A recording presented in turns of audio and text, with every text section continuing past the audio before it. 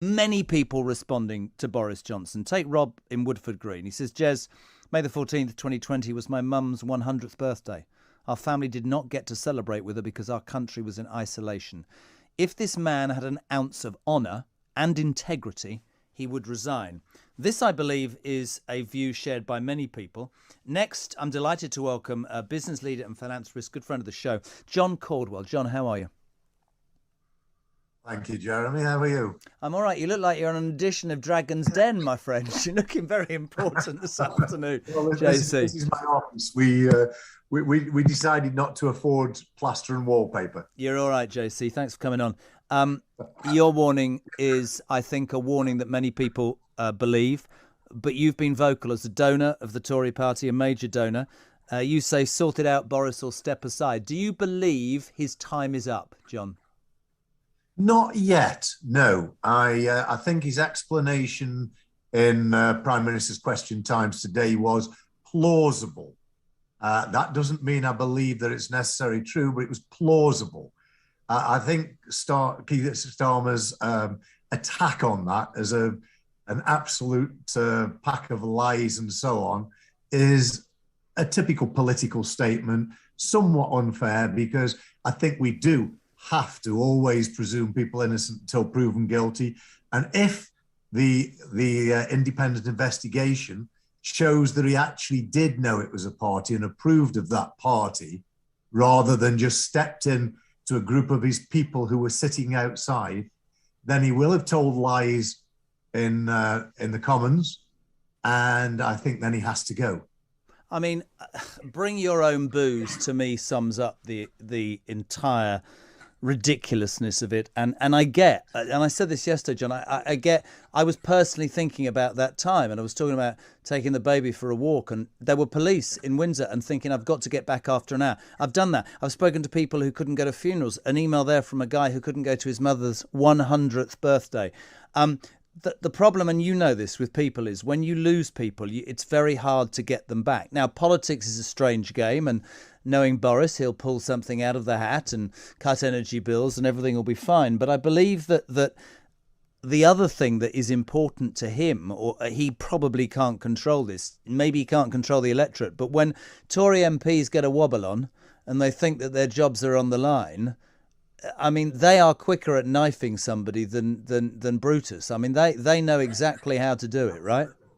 Absolutely. And, you know, it's I find it a travesty, really, that the Tories gained such an enormous majority in the last election.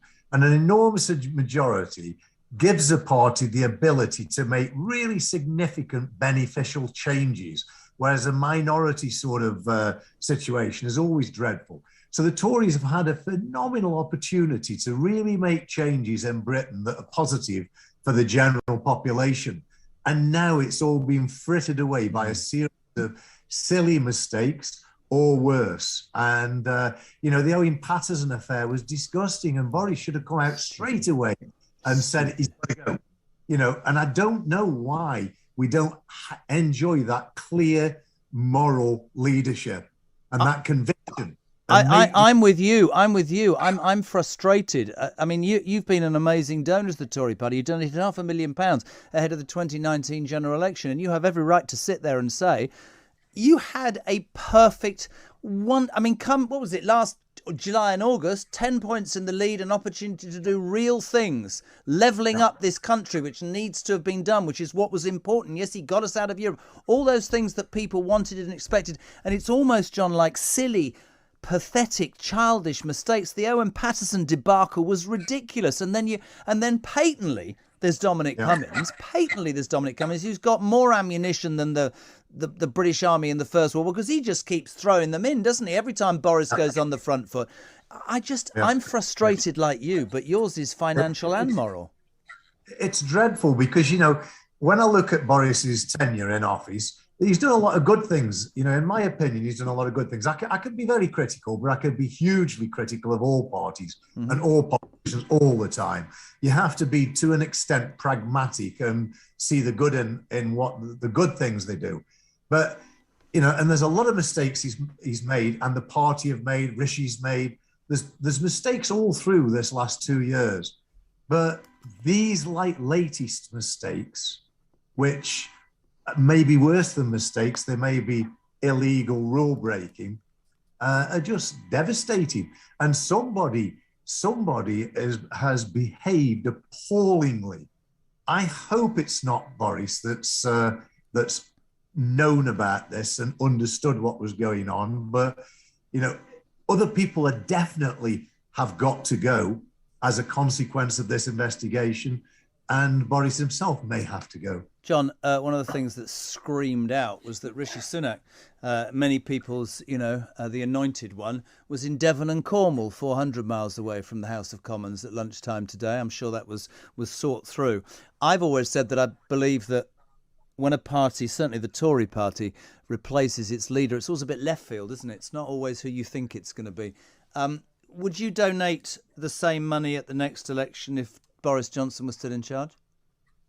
Well, I think the first point to make, Jeremy, and it's a very important point, this was a one-off donation. Okay. And the donation was made very simply because I thought the threat to the country of a Corbyn-McDonnell government would be so devastating for everybody, not the rich, but everybody, the rich, the poor. I felt the rich would flood the country, flood away from the country, and it would be really, really bad for Britain. So I was determined that the Tories needed to get in, and I made that donation on that basis. Now, would I donate again? Yes, I would, if I felt the same sort of threats and circumstances were there. But I have lost quite a bit of confidence. I pushed Caudwell pandemic recovery for 2 years, and they've implemented very, very little of that. And that would have really shored up the future of Britain in 5 and 10 years' time. But these latest huge mistakes, I don't know whether they're arrogance, stupidity. I really don't understand them. It's brazen irresponsibility, and for you and I, we would agree.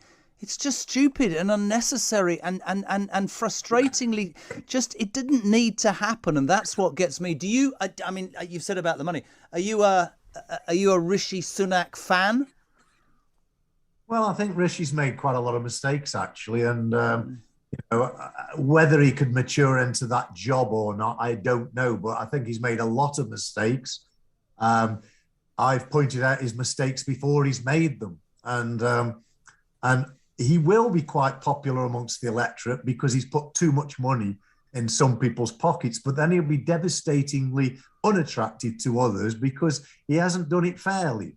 So I think there's so much he should have done differently. And I don't say that with the benefit of hindsight because I said it at the time, and I even had a half-hour argument with him on the phone about one of his policies. So, I think there were mistakes made that didn't need to be made, really didn't. So I am critical of the Conservative Party, but I have to level that out pragmatically and say, my God, I don't know what I'd be saying now if Labour had been in power. Absolutely, and that might be why, if Boris Johnson can get his head down, there's a chance. We'll see. John Caudwell, I know how busy you are, mate. It's always a pleasure, never a chore. Thank you so much indeed. Business leader, philanthropist, and top Tory donor. John Caudwell saying, sort it out or move aside.